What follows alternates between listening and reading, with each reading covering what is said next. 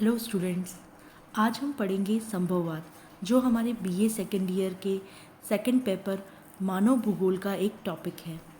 जैसा कि हमने कल की क्लास में पढ़ा था निश्चयवाद या पर्यावरणीय निश्चयवाद, जिसका अर्थ है कि मनुष्य प्रकृति का दास है और पर्यावरण सर्वशक्तिमान है और सभी मानवीय क्रियाकलापों को प्रकृति प्रभावित करती है और पूर्णतया नियंत्रित करती है। और इसके विभिन्न विभिन्न जो भूगोलवेत्ता थे उनके अनुसार उन्होंने निश्चयवाद को किस प्रकार से समर्थन किया है, हमने कल पढ़ा था। आज हमारा टॉपिक संभववाद जो मानव पर्यावरण संबंधों की अन्य एक और अवधारणा को बताता है। सबसे पहले हम जानते हैं कि संभववाद में कौन सी विचारधारा है। यह एक ऐसी विचारधारा है जिसके अनुसार मानव पर्यावरण की कठपुतली अथवा उसका दास नहीं है। यद्यपि वह प्रकृति से प्रभावित होता है, तथापि वह अपने बुद्धिबल तथा कार्यकुशलता के आधार पर पर्यावरण को प्रभावित करता है। जैसे हमने कल निश्चयवाद की अवधारणा में देखा था कि उसमें प्रकृति को ही सर्वशक्तिमान बताया था, उसे महत्व दिया गया था। परंतु जो संभववाद की अवधारणा है उसमें मनुष्य को, मानव को सर्वशक्तिमान बनाया है और वह प्रकृति में भी परिवर्तन कर सकता है अपने बुद्धिबल और कार्यकुशलता के आधार पर। यह जो संभववाद की विचारधारा है वो भूगोल के फ्रांसीसी समुदाय की देन है, फ्रांसीसी संप्रदाय की देन।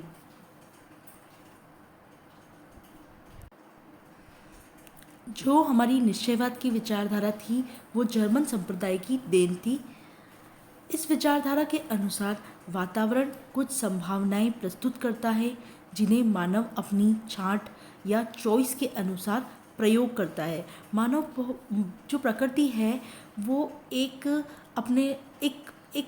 उपजाऊ मिट्टी प्रदान करती है, एक अच्छा वातावरण प्रदान करती है, परंतु उस वातावरण और अच्छी मिट्टी में, उस कृषि उपयोगी वातावरण में मानव क्या उगाएगा? वो चावल उगाएगा, वो जूट उगाएगा, वो गेहूँ उगाएगा, वो कपास उगाएगा। वो सभी मानव की चॉइस पर डिपेंड करता है। इसी तरह से संभववाद जो शब्द है वो सर्वप्रथम फेब्रे ने प्रयोग किया था। इनका मानना था कि प्रकृति में सर्वत्र संभावनाएं हैं और मनुष्य इन संभावनाओं का स्वामी है। इनका प्रयोग अपने निर्णयों के अनुसार करता है।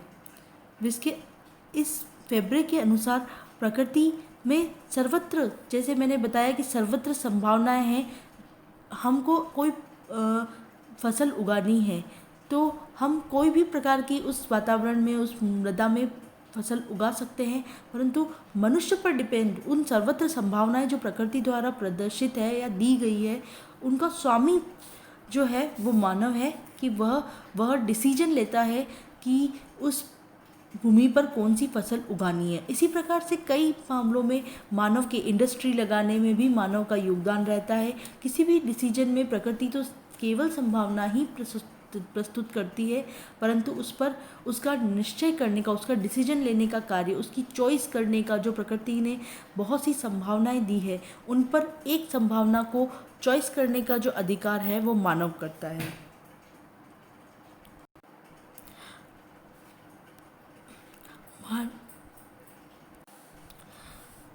मानव का विकास हम देखते हैं कि हम आदि मानव से लेकर आज के मानव तक का विकास देखते हैं। तो विज्ञान और प्रौद्योगिकी का जैसे जैसे विकास होता गया तो मनुष्य की प्राकृतिक शक्तियों पर विजय प्राप्त करने की क्षमता भी बढ़ जाती है। मनुष्य ने अपनी कार्यकुशलता के बल पर आदि जीवन को छोड़कर आधुनिक जीवन में प्रवेश किया है।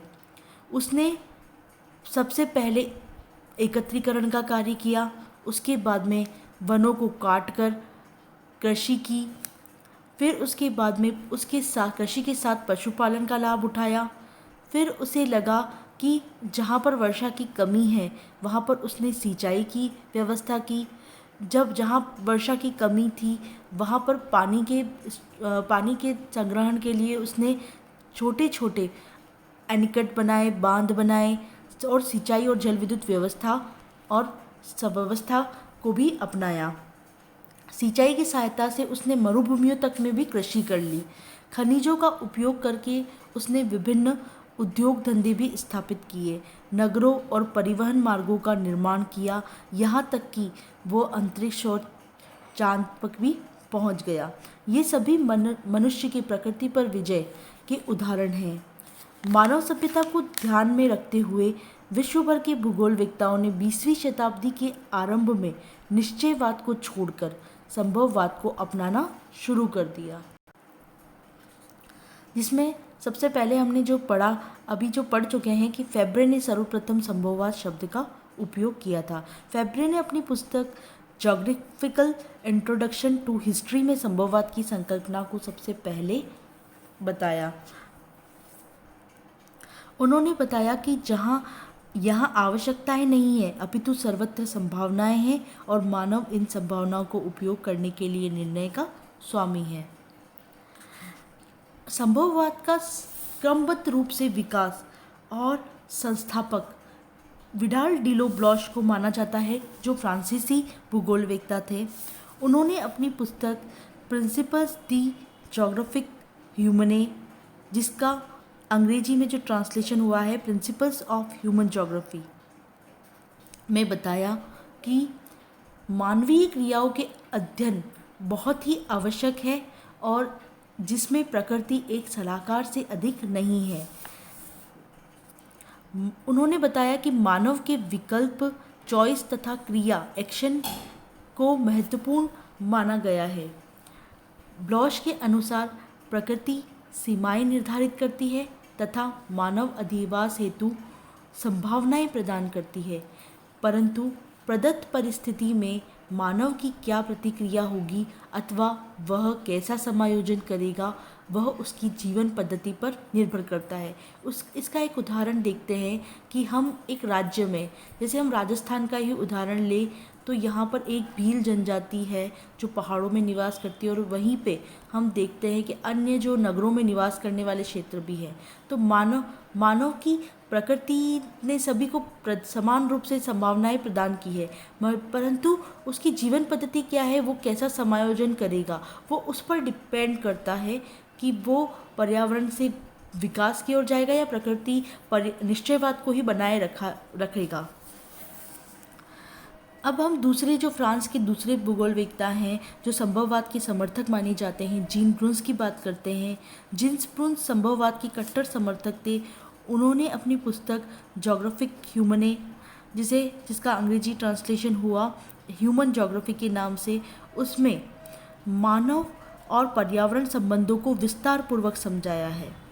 उन्होंने बताया है कि मनुष्य अपने पर्यावरण के प्रभाव को चुपचाप सहन नहीं करता, वरन उसमें परिवर्तन करने के लिए क्रियाशील रहता है।